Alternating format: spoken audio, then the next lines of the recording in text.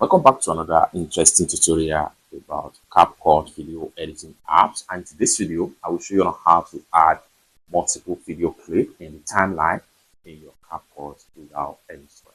Let me show you how. Very first thing you want to do is go ahead and open up your CapCut app. After you open up your CapCut app, go ahead and click on new video right here. Next thing you want to do is select a video that you want to add. Like for instance, I want to add this video. Have it right here. You can go back. Like for instance, I want to add this video right here. So you can select as many as possible. And I want to add this video as well. I want to add this video as well. So I have already selected about 3 videos. Next thing I'm going to do here is go ahead and click on add. Now we have everything added all together right here.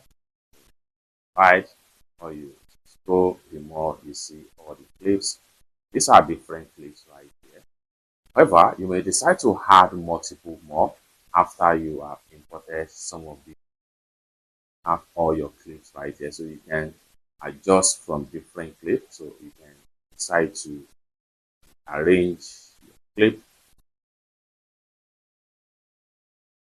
timeline. You can decide to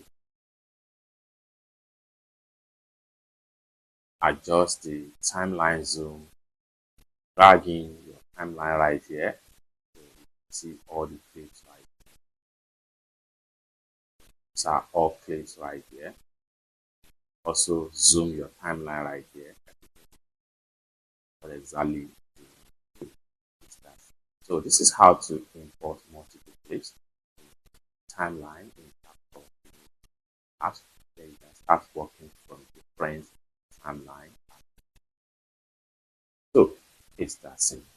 More tutorial about how best to use CapCut video editing app.